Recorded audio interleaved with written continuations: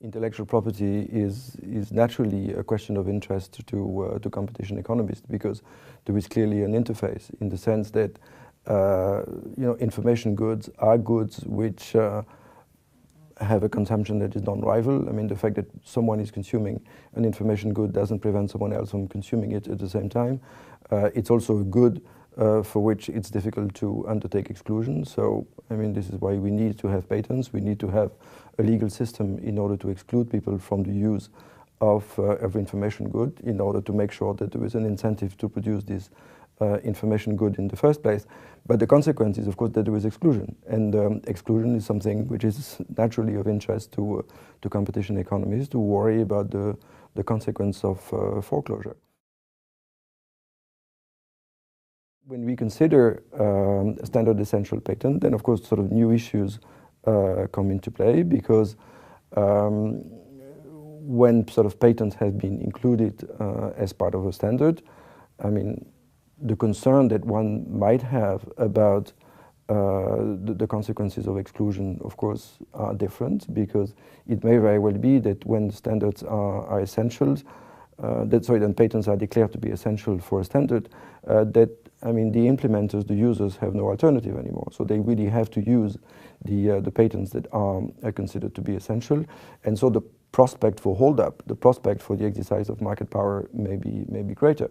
Now, at the same time, as a quid pro quo for being included as part of the standard, the holders of the intellectual property, the patent holders, have typically committed to licensing in the particular conditions. I mean, they are usually referred to as fair and non-discriminatory, the so-called friend terms.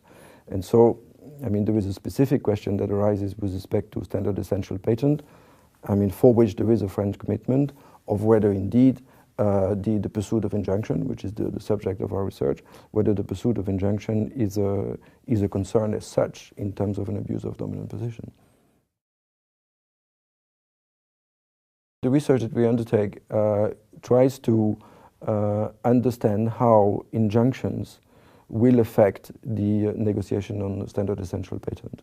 And so we start from the observation that indeed hold-up can be a concern, and that when patents are standard essential, the scope for hold-up may be significant.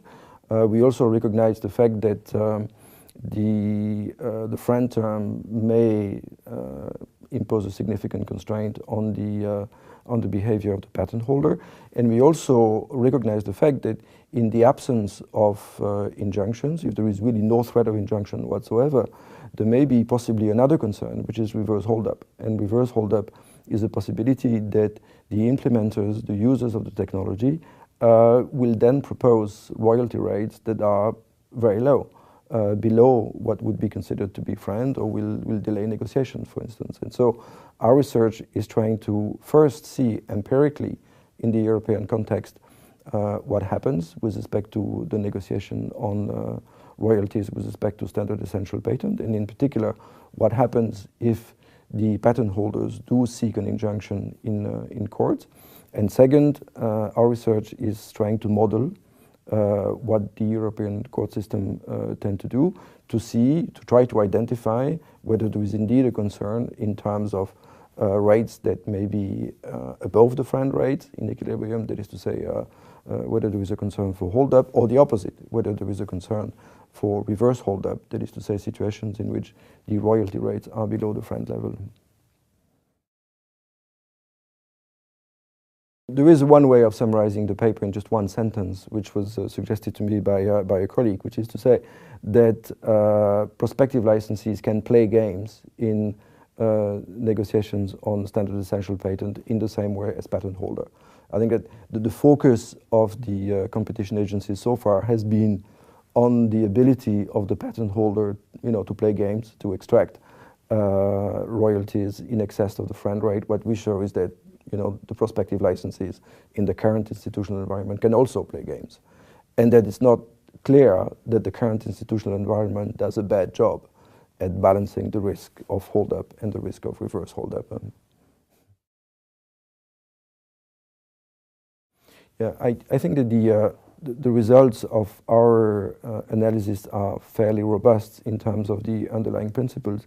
Of course, the policy conclusions that we draw may be confined to the European environment to the extent that we have only analyzed the procedures in the European context, and we found that the European court system seems to operate in a way that balances the interest of the prospective licensee and the patent holder, but I wouldn't want to put forward any judgment on what happens outside the European jurisdictions.